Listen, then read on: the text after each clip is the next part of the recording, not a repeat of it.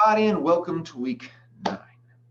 So this week, we will be doing business as usual. All right, we've got the Chapter 11 discussion board. We've got the Chapter 11 mind tab. We've got the Chapter 11 quiz, and that's all due on Sunday. But really quickly, I want to talk about what we just completed. First, the lab report. I will have your lab report graded. If I don't get it graded this week, I'll get it graded next week. I do my best to get all of your assignments graded to you within 2 weeks of the time you finished it. So if you don't get it done this week, if I don't get it done this week, you'll have it by next week. Okay. Been kind of drowning in grading lately, so you'll get it ASAP. Okay. Now, the exam. You guys did great on this exam. The mean was a 74. Now I'm going to be applying a 1-point curve because in general, if the class average is below a 75, I usually apply a curve, but I don't. So I will curve the mean up to a 75. I don't curve it above that. So I'll be applying a 1-point curve, and I'll apply that either today or tomorrow.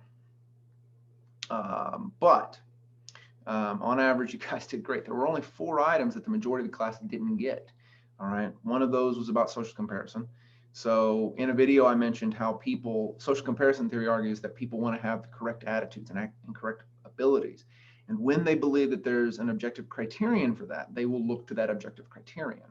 But if there's no objective criterion available, or they don't believe there's one, that's when they look to similar others. So they only look to similar others when there's no objective criterion. All right, so that's one question people had trouble with.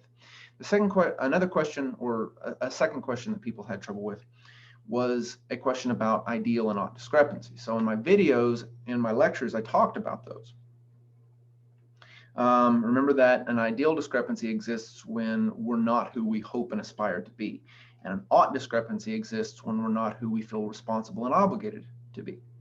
And so in the question, I gave you a scenario where someone believed that a person was responsible and obligated for being a good friend, and that he was in a scenario where he wasn't being able to be a very good friend. And so I asked you what he felt, and the answer was he feels an ought discrepancy. Okay. Another one of the questions had to do with cognitive dissonance. So in that scenario, I gave you a scenario where they had bought a Hummer, and then they got the Hummer home, and then all their friends were asking them, we're all a little bit confused why he would buy a Hummer, because he doesn't like large vehicles on the road because he thinks they take up too much space, and he doesn't like fuel inefficient vehicles, which a Hummer is large and fuel inefficient.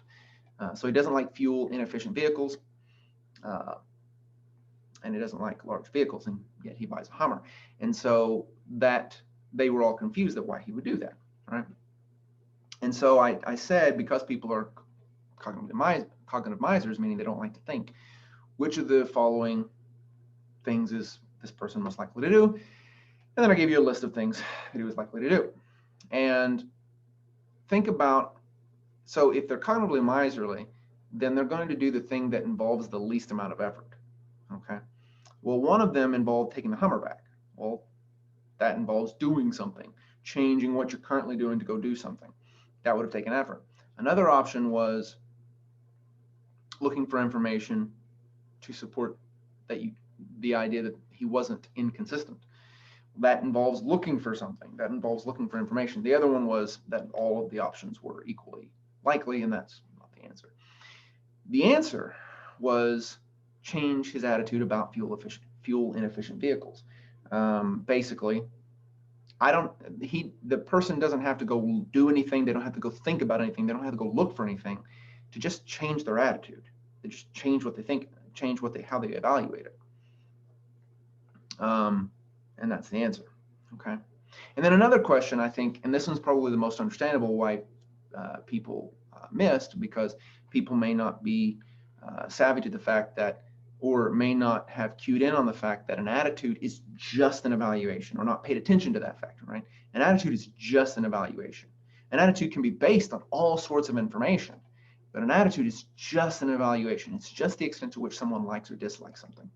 And so in the scenario that I gave you in the question that a lot of people missed, you know, I gave you the scenario about a person who had certain attitudes towards communism, towards capitalism, and then towards the current American system. And in the options, only one of them said anything about like or dislike. All the other options were pieces of information that his attitude may have been based on, but weren't his actual attitude. All right, so this is why it's that question is probably one of the most easily confused questions.